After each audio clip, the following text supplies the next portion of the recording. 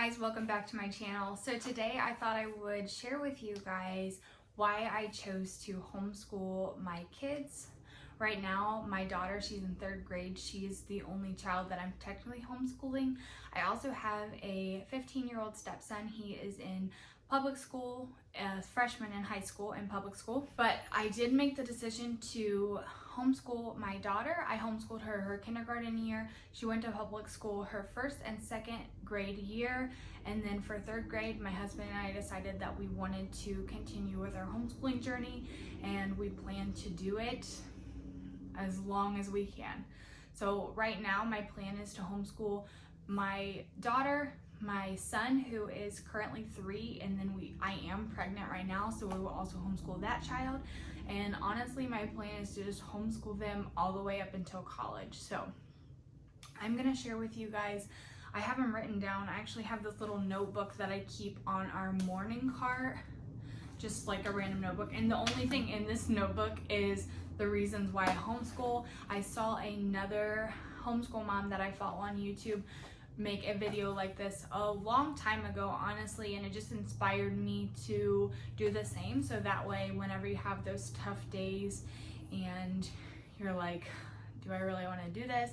It would be so much easier if I just sent her to school, and then I would have all this time to myself, and it would be so great.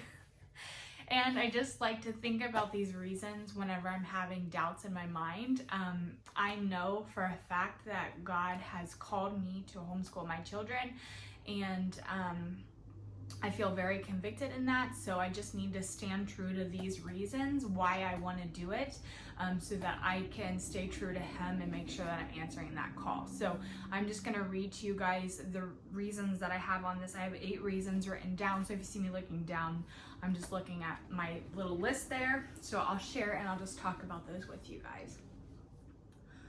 So the first and one of the most important reasons why I choose to homeschool my children is because I want to build a strong bond between myself and my children. I think that society is constantly trying to separate children from their parents. I mean, if you watch movies, TV shows about teenagers, they're constantly trying to get away from their parents. They're choosing time with friends over parents and other siblings.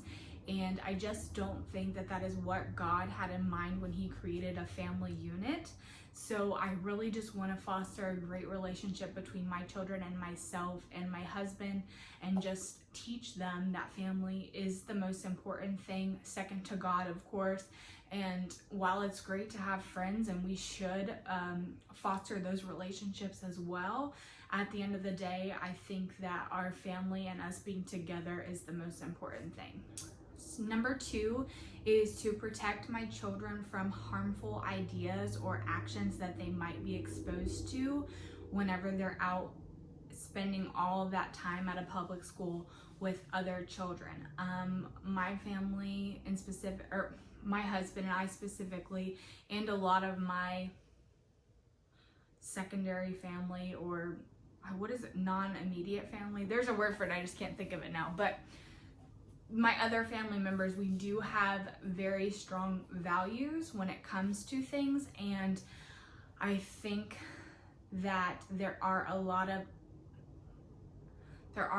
harmful ideas and values that are being taught to children in public schools and just online, even not even just at schools, but online and in the TV they watch. And so keeping them at home with me and monitoring those things, monitoring the time that they spend on the internet, monitoring what they watch on TV, just really helps mitigate any exposure that they might have to things that do not align with our family values and that do not align with the truth that the Bible tells us. Number 3 I have, and this is also, honestly, all of these are super important, but this one definitely strikes me as very important, and that is to preserve my children's innocence. I have worked in a public school setting. I actually have a bachelor's degree in elementary education, so I spent time and training in an elementary school setting, and I know the type of things that elementary school students are exposed to at home and have access to. through their phones, through the things that they watch on TV, through things that they watch on YouTube. I know the things that those children are exposed to, and I'm just honest, my children will not be exposed to those things. And if they are, I don't know how they would be, but I'm telling you that I am actively fighting to keep them from being exposed to that type of stuff. My childhood, I was exposed to things at a very young age that I should not have been exposed to, and those things did affect me until very late on into my adult life. Honestly, they affected me until I really started trying to follow Jesus, and he helped me get away from them. So preserving my children's innocence is utmost one of the most important things to me. To ensure that my children are receiving the best possible education. Every child is different, and the fact of the matter is that a school, public school specifically, is an institution. It's structured to teach children as quickly as possible and teach them information so that they can pass a state test. That's what they're doing. That's their job. It is a government institution. And I don't think that public schools are bad. I don't think that they do a bad job of teaching children, but I think that it would be silly to say that one person can give 20 children an exceptional education better than I can give my one child, soon to be 3, but still, an education that's tailored to them.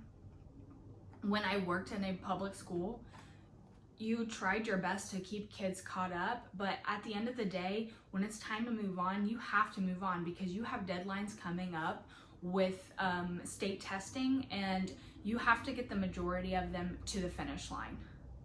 And in that, kids do get left behind. And I'm not saying that public school doesn't try to keep, of course, teachers love those children and want to help them, but a 1-to-1 ratio is obviously going to give my child a better education than a 1-to-20 or a 1-to-30 ratio.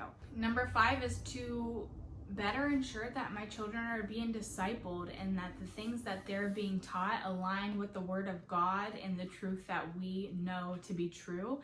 And I think we know that that's not a thing in public school. Number 1, it's a lot easier to disciple your kids when you don't have influences of other people affecting that. Children are impressionable, myself included, as a child and even as an adult. It's so easy to see things that your friends believe or hear things or talk to your friends about things they believe, and you want to follow that. That's exactly how it happens. And I think right now, even in America, Christians are persecuted for their beliefs, and I just frankly want to make sure that I'm doing my best to disciple my children and align their values with the values of God and how He wants us to be. And I think that I will do a better job of that than a public school teacher. I want to have the ability, this one's number 6, I want to have the ability to challenge my kids when they need, but also be able to slow down if they need to. Now, I will say that my 3rd grade daughter, she is going to be 10 this summer, and she is kind of, what's the word? She is a rare gem. That's a good one, that's a good one. Because I don't know what homeschooling my other 2 little kids is going to be like, but with Holland, it has been so easy. She catches on to everything so quickly. When she was in public school, she was being treated for gifted services. So I want to be able to know that when she needs challenged and help her learn harder things and just keep up with that part of it. You know, I want to make sure that she's being challenged. So number 7 is to foster a strong sibling bond. This kind of goes back along with number 1, which was to foster a strong bond between myself and my children, but also my children and their siblings, so with each other. Like I said, I think society, TV shows, just worldly things teaches children as they get older, they're supposed to separate themselves. As they get older, their younger siblings are supposed to annoy them. Their younger siblings they're not supposed to play with their, younger siblings anymore. And I'll tell you, my daughter, her best friend is her little brother, and they're 6 years apart. And whenever we're with other children that are her age, she is constantly including him on things. And she, and the difference that I see with other kids, especially, on TV shows and stuff, is that you don't want your younger siblings around. You don't want to play with Barbies anymore. You're too old to do that. You're too old to play with doll houses. And that's just not true. I don't know why the world is constantly trying to force our children to grow up, but I don't want that for my kids, so I keep them at home. And finally, number 8 is to teach my kids the truth and teach them what we believe about our identities and what we believe about who we are and our purpose in this world comes from Jesus Christ. It comes from the Bible. I want them to know that. I want them to feel secure in that, and I want them to have the tools and the information that they need to defend those beliefs as they get older. So that is my reasons for homeschooling. Like I said, I did get this video idea from another homeschooler that I watch, and I think a lot of our ideas aligned up with each other, which is great. So if you guys have if any of you are homeschoolers or thinking about homeschooling, definitely put in the comments some reasons why you choose to homeschool, and so I can see if they're different than mine or even if they're the same. So thank you so much for watching. Bye.